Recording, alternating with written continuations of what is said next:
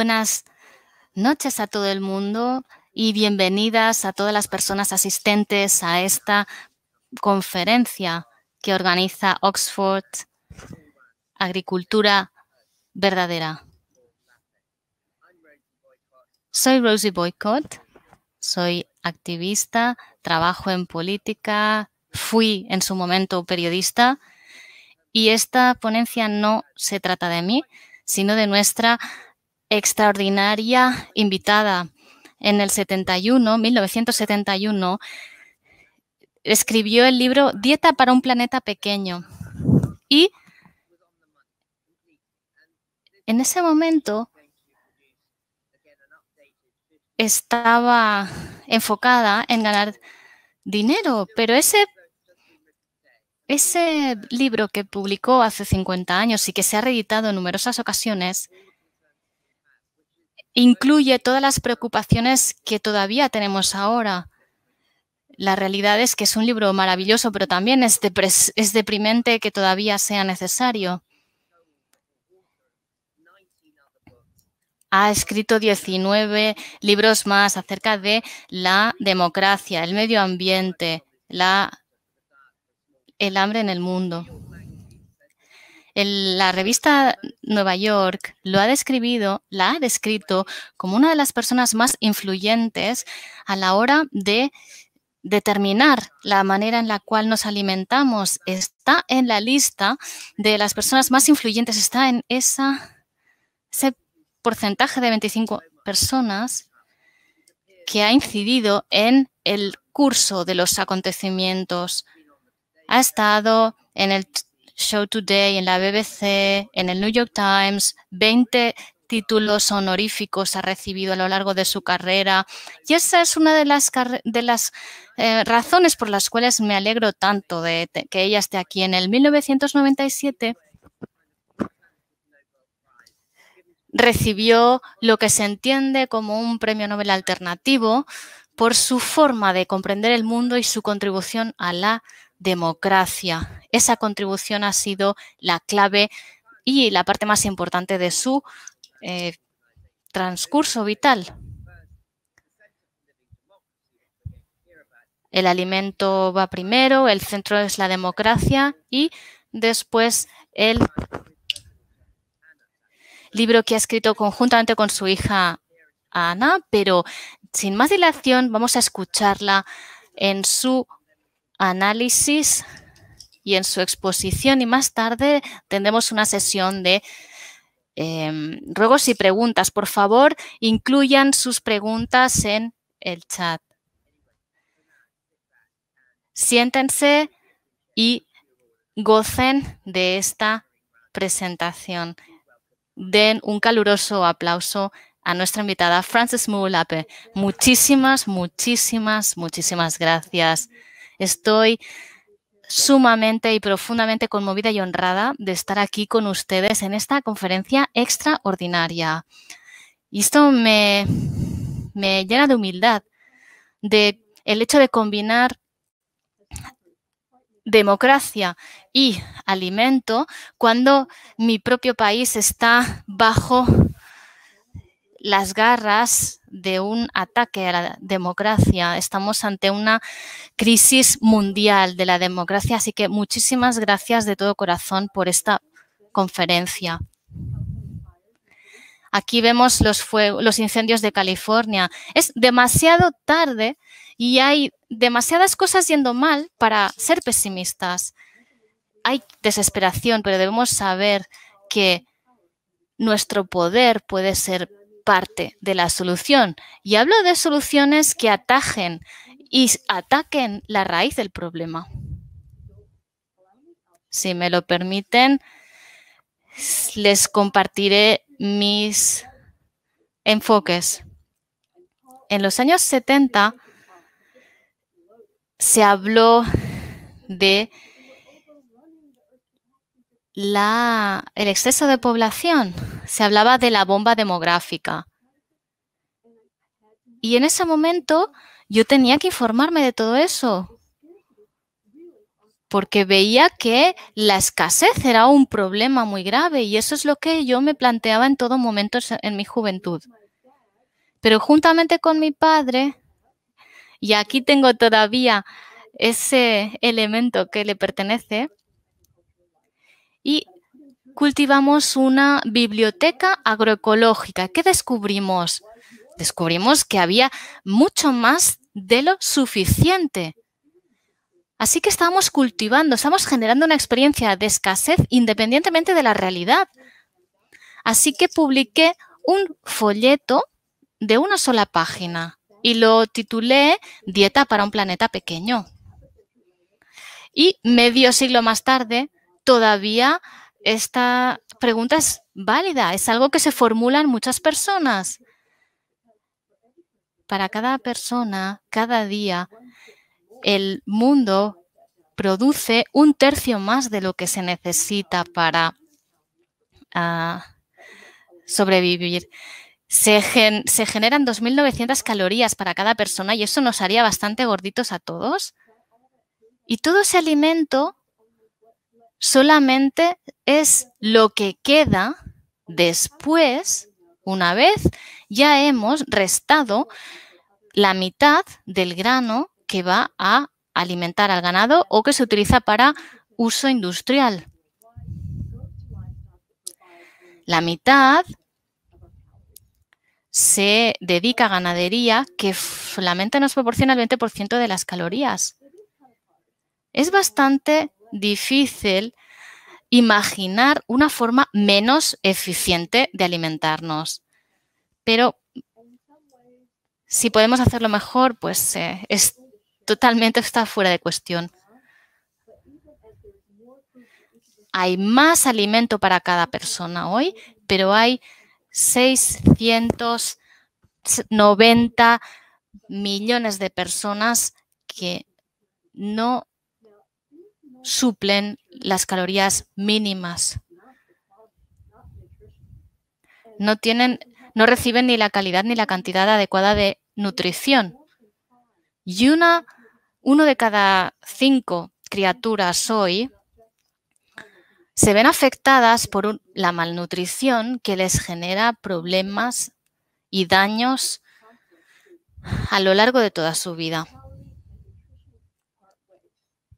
Las calorías y la nutrición hoy día parece que vayan por caminos separados.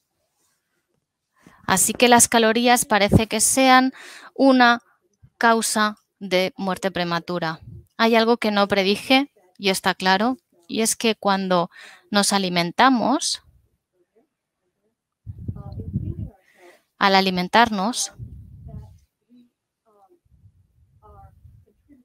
contribuimos a la crisis climática. ¿Qué quiero decir con esto? Pues lo ven en el gráfico.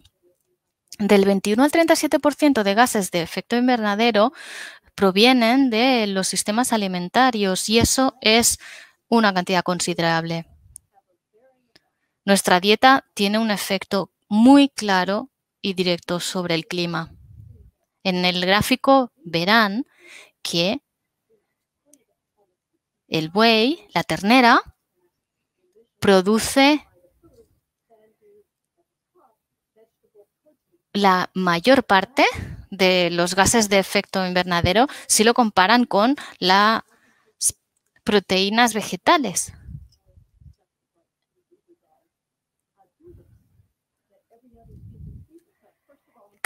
Las demás especies se alimentan bien. ¿Por qué nosotros hemos llegado a este punto? ¿Cómo puede ser que conjuntamente estamos creando un mundo que en tanto individuos nunca jamás escogeríamos? ¿Cómo funciona? ¿Cómo respondemos a esta pregunta? Pues realmente me gustaría escuchar sus respuestas y yo apostaría por lo siguiente. Somos criaturas mentales. Vemos el mundo a través de filtros mentales y eso determina lo que somos capaces de ver y no. Einstein lo dijo claramente.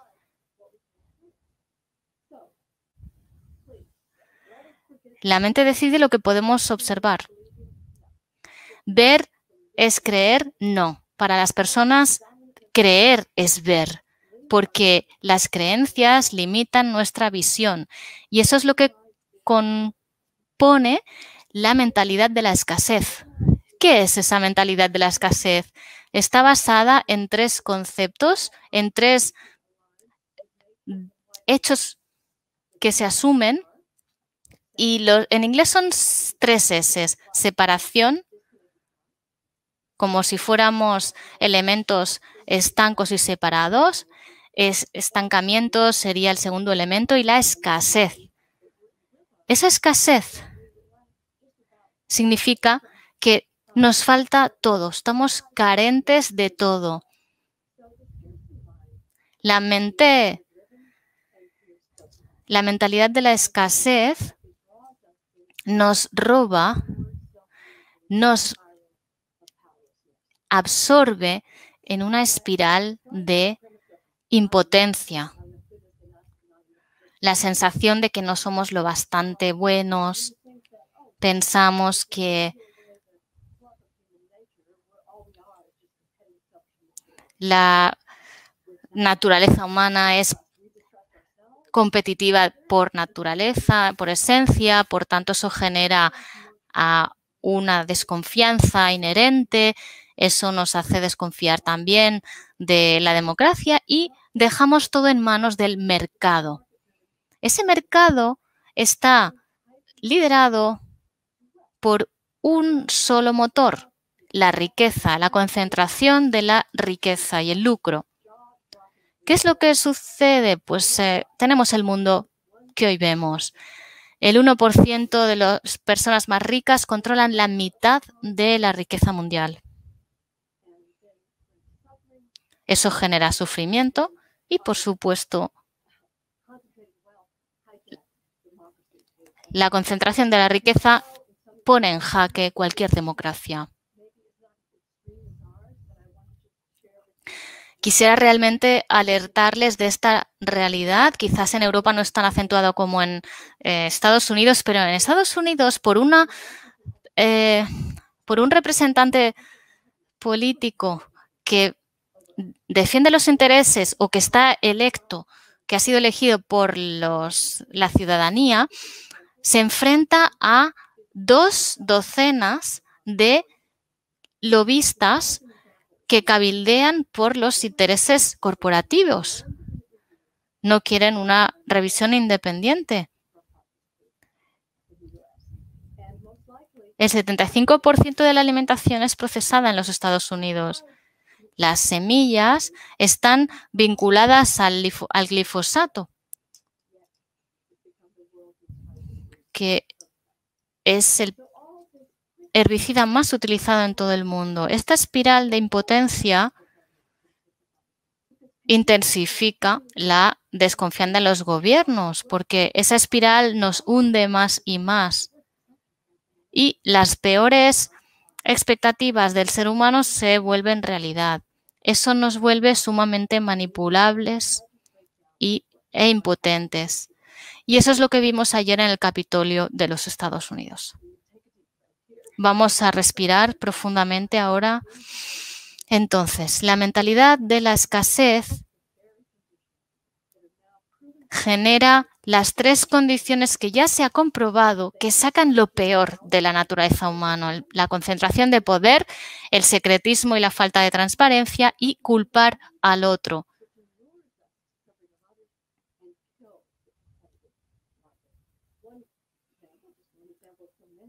Un ejemplo de los años 90, muchísimas empresas competían unas decenas y ahora son solo 4. Otra condición de la que hablábamos es el secretismo. Secretismo en Wall Street, secretismo en la industria armamentística, secretismo en los procesos como el Brexit y la última condición: culpar al otro, apuntar con el dedo, señalar quién es malo. Los pobres, los migrantes. todo ello nos induce a señalar un chivo expiatorio y así no nos enfrentamos a las raíces del problema del sistema que nos absorbe. Por eso pienso que el mundo es un desastre hoy en día.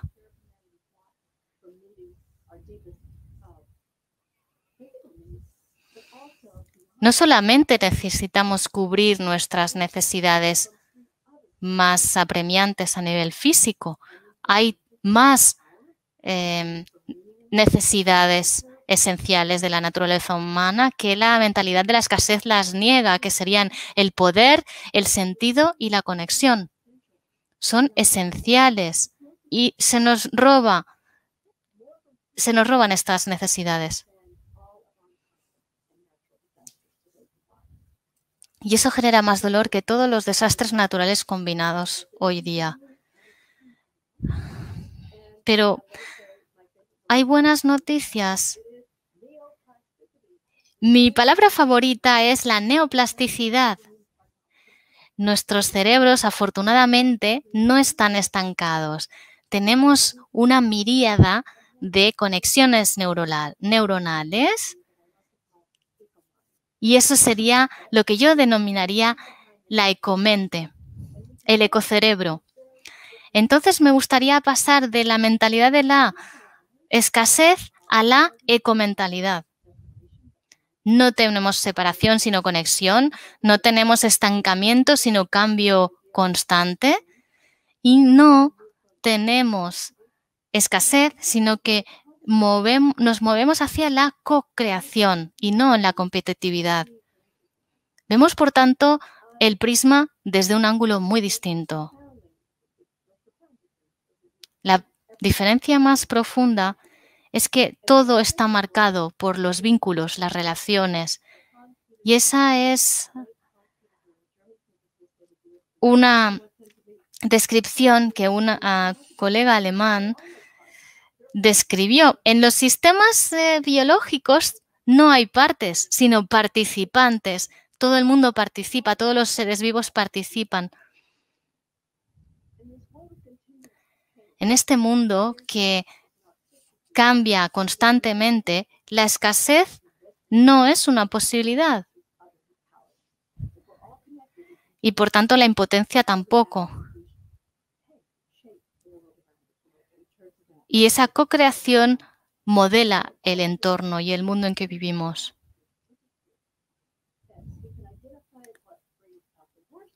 Es claro que queda muy claro que podemos detectar lo que saca lo peor de nosotros, pero también podemos decidir qué es lo que estimula y lo que saca lo mejor de nosotros. Los sistemas políticos, la negatividad, todo eso lo podemos revertir con claridad. Y la claridad nos ayuda a desacreditar el discurso histórico aún vigente de los buenos contra los malos. Eso no funciona. No es gente enfadada que asalte el Capitolio. Lo que debemos hacer es modelar el entorno. Empezar con otra analogía. Nuestra especie es compleja. Todo el mundo es potencialmente un vándalo. Pero también hemos evolucionado, somos parte de los primates. Y nos pertenece las cualidades de la cooperación. Nuestro cerebro y nuestros centros de placer se estimulan como cuando comemos chocolate, cuando cooperamos. Y la empatía nos muestra que el organismo siente alegría cuando ayuda a los demás.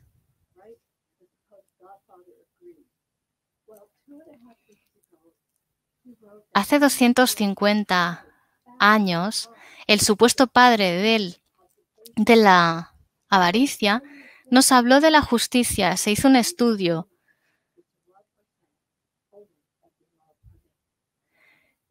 La naturaleza humana tiende a quererse a sí mismo tanto como a su prójimo. Debemos movernos hacia una espiral de empoderamiento y posibilidad. Las cualidades existen ambas en nosotros, por tanto, somos capaces también de evolucionar hacia la democracia. Debemos cultivar esas capacidades positivas y mantener a raya la acumulación de poder. Si cada vez más de más personas se ven capacitadas para sacar lo mejor, ¿cómo podemos materializarlo? De nuevo, es importante dispersar el poder. La transparencia, y hay una historia que me encanta, que la habrán oído. Los profesores del Reino Unido estaban debatiendo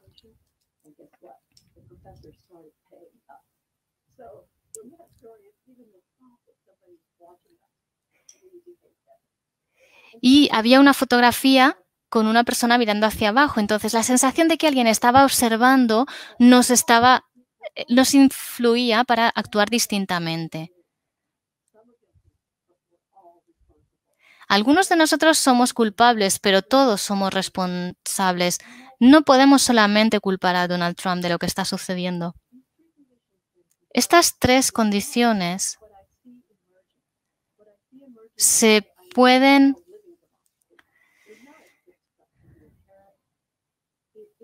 distinguir en lo que me gustaría ver emerger, la democracia viva. No es algo que tengamos, es algo que hacemos.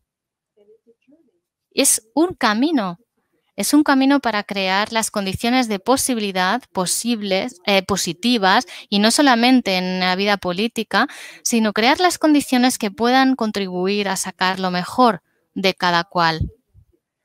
Tener capacidad de acción y de agencia en un mundo que sirva a la dignidad humana. Hace 30 años me di cuenta de que el alimento tiene un poder especial para acompañarnos en este camino, y todavía hoy estoy muchísimo más convencida de ello, de que todo lo que envuelve al alimento está conectado con la tierra y tiene un poder extraordinario para estar más integradas, para ser más ecológicas, y nos ayuda a materializar y encarnar la democracia viva.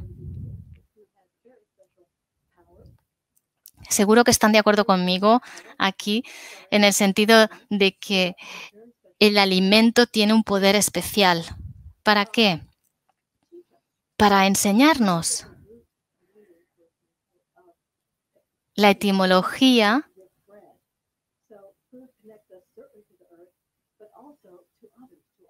del alimento nos conecta con la tierra. Las personas crearon formas nuevas de relacionarse. ¿Cómo podemos materializarlo todo esto? Estoy convencida que nuestros parámetros mentales vienen marcados por discursos, por historias. Necesitamos nuevos relatos, sobre todo cuando se refiere a las personas que se consideran las menos poderosas del planeta. Ellas son las que están restableciendo el tipo de agricultura que encarna los elementos de la democracia viva. Están poniendo el alimento en el centro. Hablemos de relatos. Hay cosas que me han impactado, me han impresionado. Recientemente estuvimos haciendo un seguimiento de este tipo de historias, de experiencias que eran revolucionarias. Y el profesor George Pretty de la Universidad de Essex y su equipo estudió en meramente 2 décadas, del 2000 al 2020, descubrió y registró 8 millones en 45 países diferentes que estaban colaborando, que estaban creando agriculturas y silviculturas sostenibles. Estaban siendo responsables mutuamente en esas comunidades. En solamente 20 años, no 8 millones de personas, sino 8 millones de grupos, de comunidades de agrosilvicultura. Hay muchísimas historias que me han conmovido. Les podría explicar muchísimas. Desde los 80, lo que está sucediendo en los países menos favorecidos del mundo es lo siguiente. Hablemos del Níger y los pequeños campesinos de esa zona. Consiguieron alimentar el suelo para generar una silvicultura de 200 millones de árboles. Transformaron el desierto y garantizaron el alimento para 2,5 millones de personas.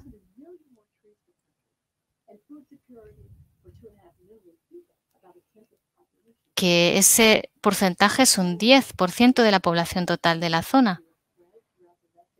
La agrosilvicultura se ha expandido por toda África. Parecería que hay medio millón de hectáreas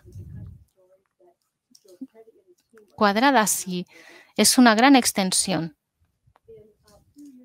Hace algunos años visité una comunidad que estaban en Hyderabad, una aldea en esa zona.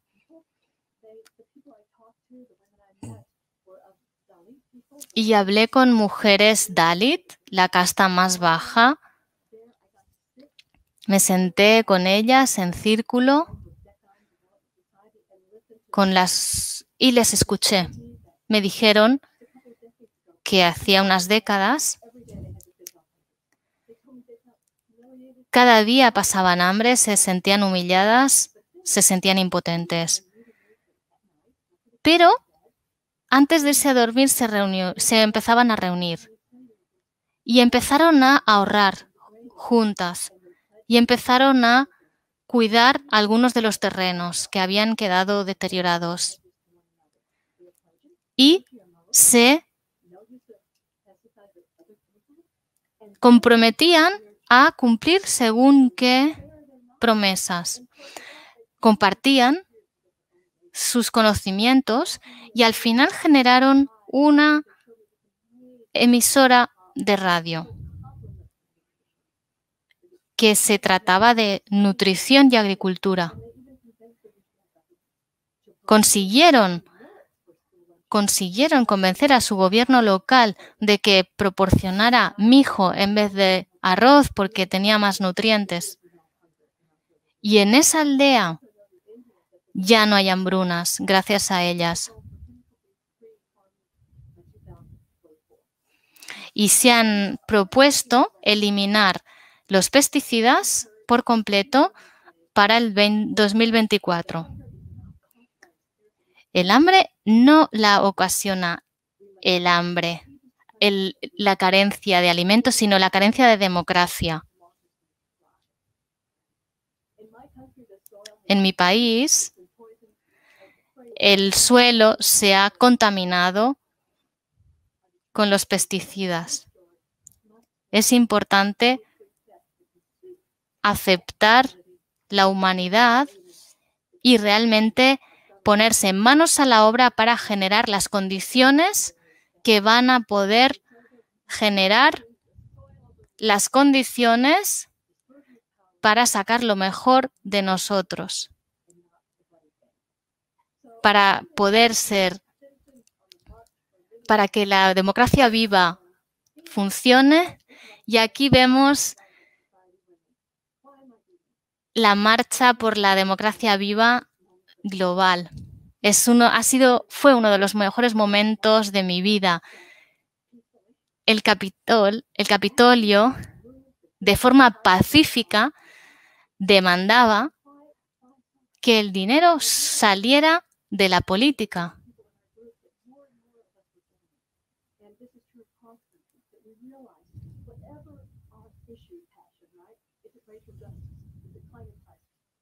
Trump llegó después de décadas de supresión de votantes. Cuando la democracia se daña, incluso en lugares donde está establecida, vemos lo que pasa.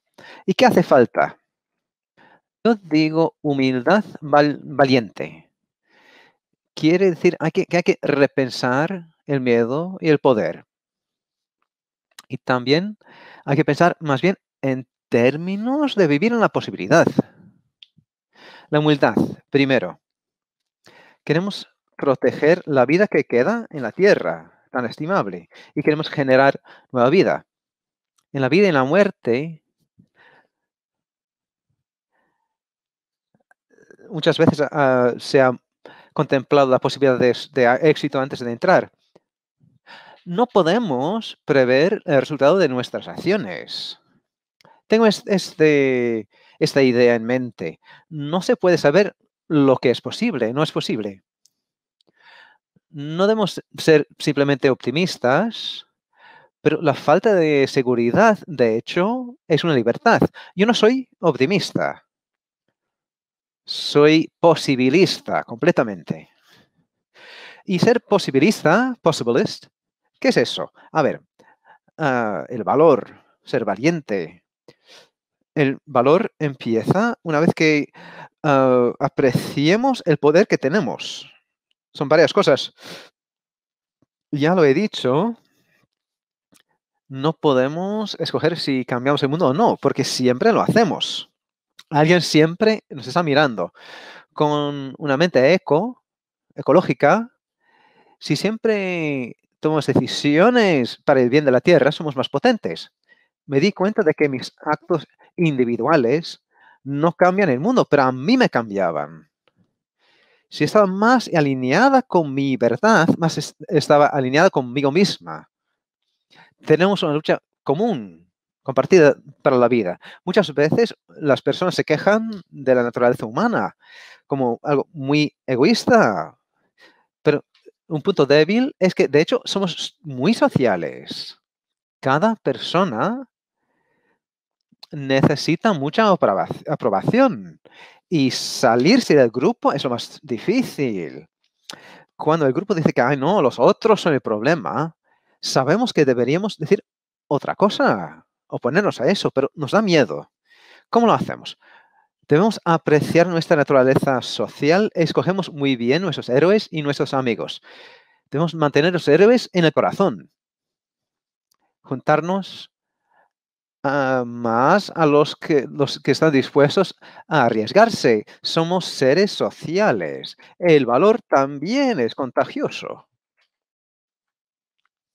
Eso es lo que esas mujeres en el desarrollo decían. Salían detrás de mí cuando salía de la aldea. Dijeron esto, espera, había algo muy importante que decir. Lo que más ganamos del grupo de mujeres fue el valor. Y se ve aquí en sus caras tan bonitas. Hay una lección para nosotros en este congreso, hoy y en los otros días. Incluso en el mundo virtual. Hay que hacer conexiones con los participantes. No hay que cortarse. Como estas mujeres, podemos hacer promesas entre nosotros para hacer una cosa que pensábamos que era imposible. Igual entra ese valor en nuestros corazones. O incluso tal vez sea una voz interna que nos quiere animar. Podemos aceptar el miedo y seguir adelante con ese miedo. Usamos ese miedo, tenemos un propósito, queremos proteger la vida misma en conexión con otras personas. El valor, el coraje, es un patrimonio, es nuestro poder Es un momento de vida y muerte y debemos apreciarlo. Gracias. Muchas gracias, Frances. Increíble esta ponencia. Tantas ideas dentro.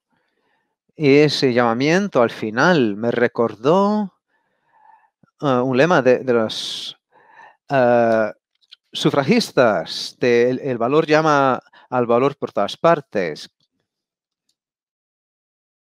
Está ahora en una estatua en Westminster, en Londres.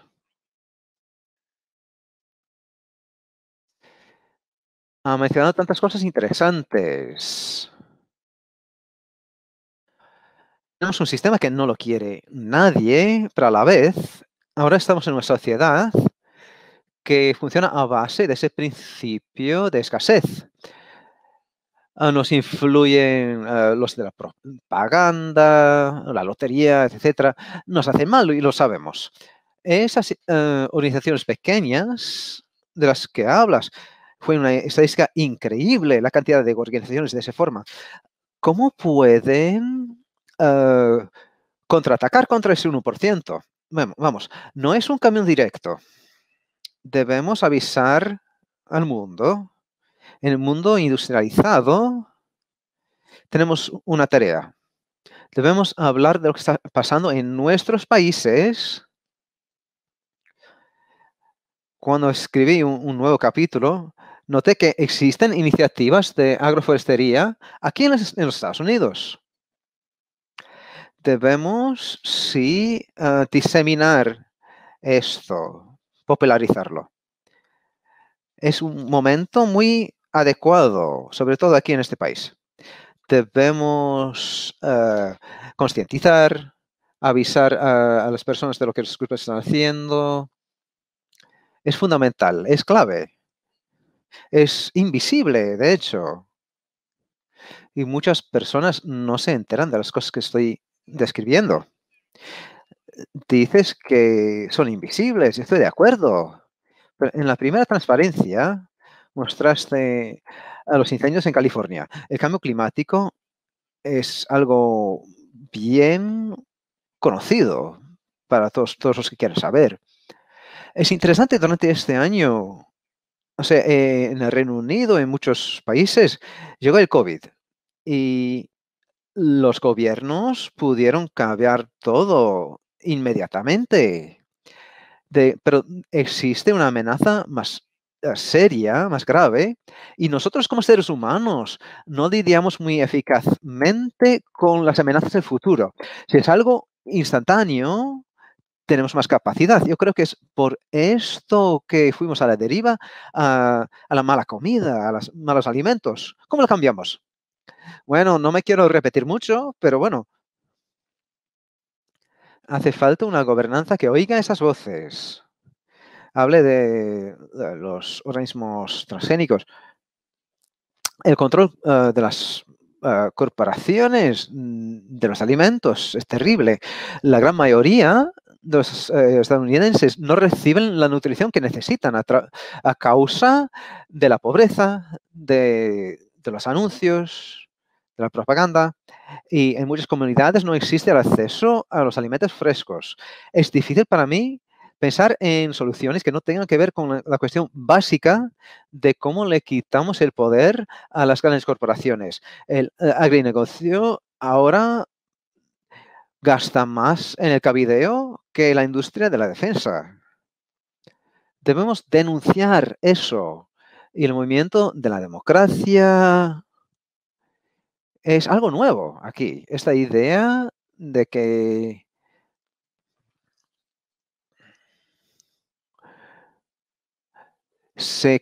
que haya una convergencia de varios asuntos para cambios específicos en las reglas. En algunos estados han tenido elecciones donde han tenido muchos éxitos para la financiación pública. En Seattle, esa ciudad, existen vales democráticos. Así pueden dar ese dinero al candidato que digan. De esa forma se escuchan más voces en las campañas de financiación. Son cambios específicos de reglas en la vida democrática y económica. Hemos avanzado tanto, no se imponen leyes contra los monopolios. No quiero explayarme, pero un instituto grande tiene una página web para quien quiera verlo, democracymovement.us. Se puede ir allí para aprender más sobre esas reformas, para que puedas sonreír como sonreí yo cuando lo vi. Volvamos, de cierta forma, a este asunto del alimento.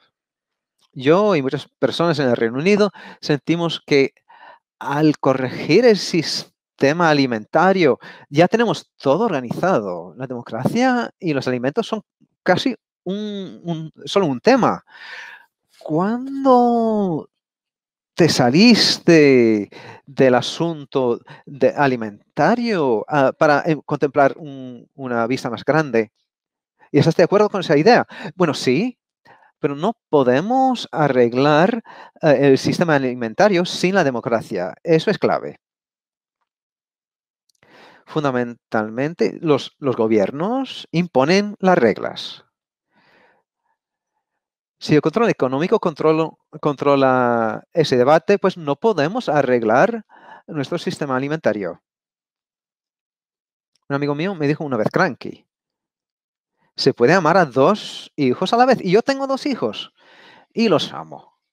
Y lo entiendo. Uno puede involucrarse y tener conciencia y compartir eso con las personas a tu alrededor. No es una elección entre una cosa o la otra. Debemos avanzar muy, muy rápido a causa del cambio climático, de la crisis climática. Los alimentos pueden ser una parte de la solución. Son problema y solución. Debemos trabajar con la crisis climática, con los alimentos también y muchos asuntos. Debemos tener esa conciencia para explicar a las personas a nuestro alrededor lo que tiene que ver con la crisis democrática. Es un tiempo traumático hoy en los Estados Unidos, pero por todo el mundo se está poniendo a la democracia ante el juicio. Hablamos hoy con personas en la India sobre una propuesta de Modi para quitar las subvenciones para cultivos en la India. De esa forma, más pequeños agricultores tendrían que vender sus granjas. Existen como 4 empresas de semillas en el mundo entero. Son potencias muy grandes para luchar contra ellos. Alguien como Joe Biden tendrá la fuerza necesaria como para dividir estas empresas gigantes. Bueno, Joe Biden por lo menos entiende el problema. Por lo tanto, el movimiento democrático tiene que empujarle, darle un empujón. Franklin Roosevelt dijo, oblígame a hacerlo. El corazón de Joe Biden yo creo que está en el buen lugar. Y no sé hasta qué punto tiene un análisis sofisticado, pero tiene que entender la profundidad de la crisis de la pobreza y la crisis alimentaria aquí es muy profunda también. A ver si nos organizamos suficientemente como movimiento y debemos insistir de forma pacífica, respetuosa. Dicen que es un complot de izquierdas si se habla de estas ideas, pero hay que desarrollar el lenguaje. Yo hablo de una economía democrática y no del socialismo democrático, porque para el estadounidense típico, quiero que oigan que la democracia se puede aplicar, o esos principios se pueden aplicar en la vida económica. Estoy trabajando con eso ahora. ¿Hasta qué punto las cooperativas y poner las cosas en manos públicas, cómo puede funcionar eso en los Estados Unidos? No es un gobierno malvado que nos vaya a hacer todo eso. Los estadounidenses tienen miedo a esta idea. Espero que Biden y sus aliados puedan traer un marco diferente. Yo creo que poner las cosas en manos públicas es muy interesante. O sea, los parques eólicos, los servicios de ferry, etcétera, están en manos públicas. No hemos hecho eso en el Reino Unido. Se han vendido acciones, por ejemplo, en British Telecom, se privatiza las cosas, ese empoderamiento se pierde. Has dicho y tienes razón, que uno está más feliz cuando está en un proyecto, con los colegas, con los amigos, y uno se acuerda esos tiempos en la vida. Bueno, yo antes de hablar de las otras preguntas, quiero decir eso. Bueno, quiero apuntar algo. No se sabe lo que es posible, no es posible saberlo. Soy posibilista. Pocos estadounidenses hace unos meses habían pensado que ese voto sería posible en Georgia. Ese rechazo de la agenda de Trump. Se busca otro camino. Debo reconocer el trabajo de nuestras poblaciones afroamericanos. Es increíble lo que consiguieron en Georgia. Quiero saludar sus esfuerzos. Han vivido la democracia en esas campañas. La historia de Georgia es increíble. Pasan tantas cosas que nos olvidamos, pero es increíble.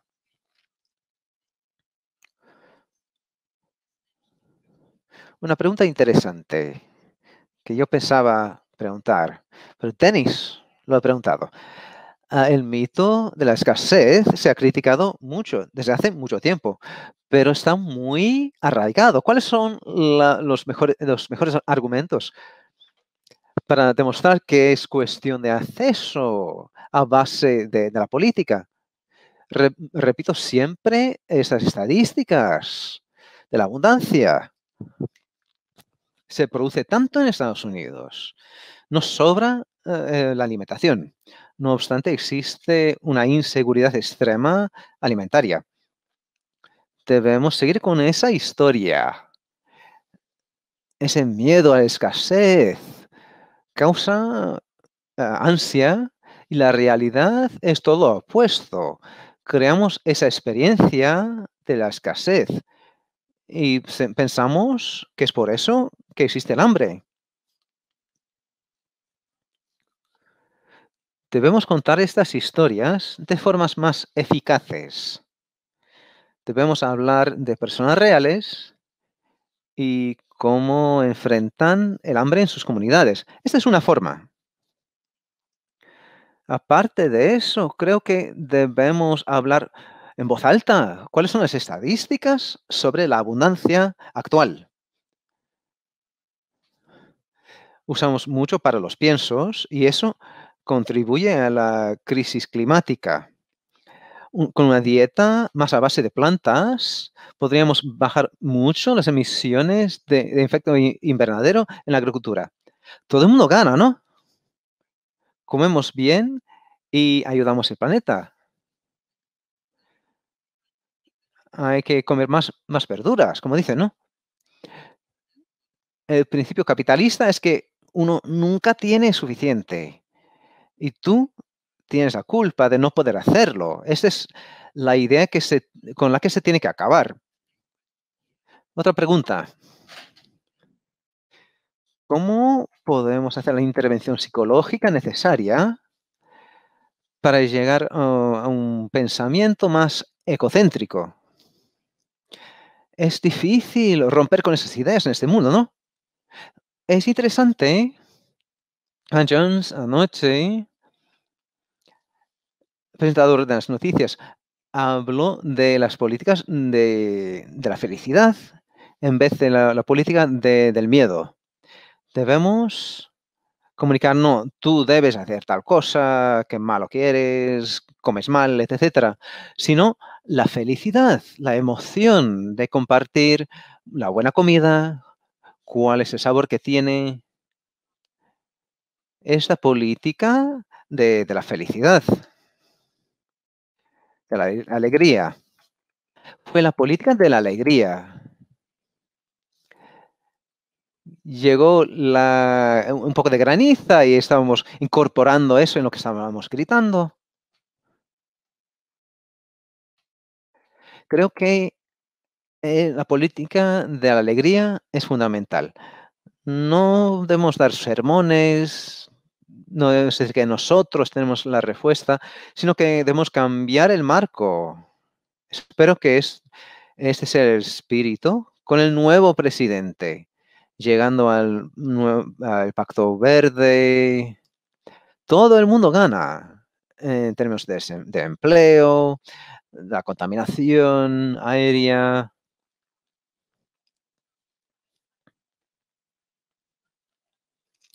A pesar de lo que ha pasado ayer, debemos mantenernos en este marco de posibilidades. Lo que pasó ayer, de una forma extraña, igual hacía falta. A veces hace falta una crisis para que las personas digan, no, esto no lo quiero ya y voy a hacer algo en contra. No quiero decir esto, pero se ha sufrido mucho, claro. Ahora ya ha pasado. Así que estoy de acuerdo. Los estadounidenses quieren pensar que son los mejores en términos democráticos, pero hace falta o se está llevando a cabo un cambio profundo. El mundo ha visto esto.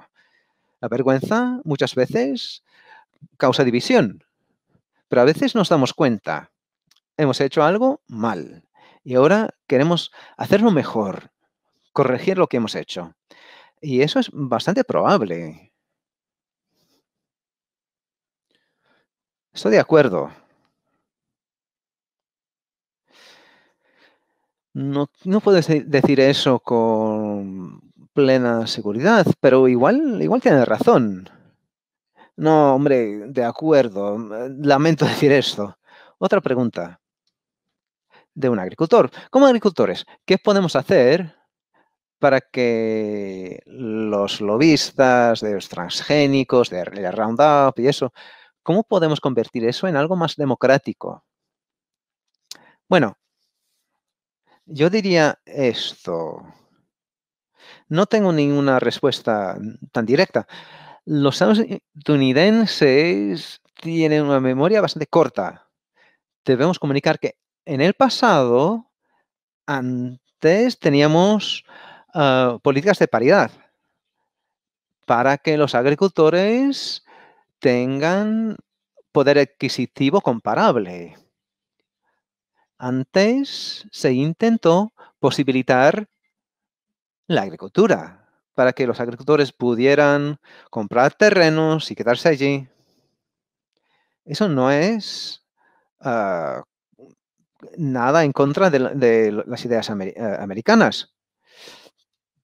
Se ha propuesto leyes para asegurarse de que los agricultores negros puedan reclamar tierra. Han existido tantas políticas racistas que han desplazado a esos agricultores negros de la tierra. Este es un punto clave. En términos generales, debemos tener presente que en el pasado lo hemos hecho mejor.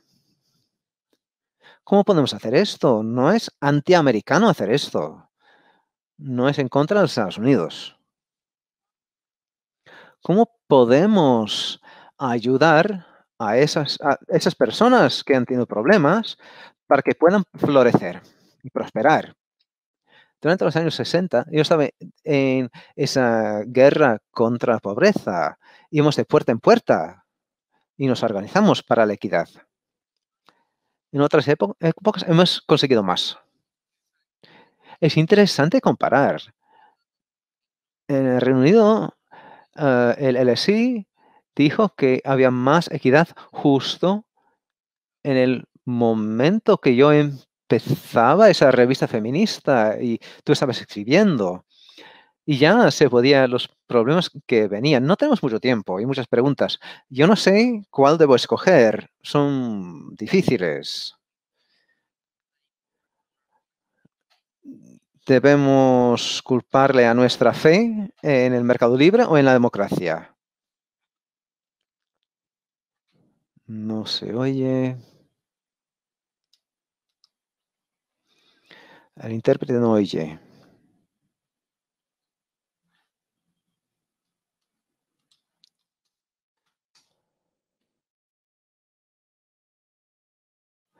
El mercado libre ese término se tiene que olvidar. El mercado no es libre. Lo que digo yo es esto. Si se tiene medidas antimonopolio y si existen diversas empresas, cooperativas, etcétera, así sí que existe la competición, no lo que hay ahora. El mercado libre no existe como tal. Cada mercado tiene reglas, pero esas reglas dejan entrar a nuevos actores, permiten la concentración que vemos hoy. Desde los años 40 hasta los años 70, cada clase subía, duplicaba sus ingresos y los más pobres subieron más que nadie. El mercado libre es un mito. Siempre existen reglas. En energía verde, por ejemplo, existe un estándar de una mezcla sostenible y muchos estados republicanos estaban de acuerdo con eso. Para acabar, ¿qué dirías para todos los que están oyendo? ¿Qué quieres que hagan? ¿Que deben juntarse a una reunión, a un movimiento, escribir cartas, comprar bien? Hay que encontrar amigos con una pasión equivalente. Somos animales sociales.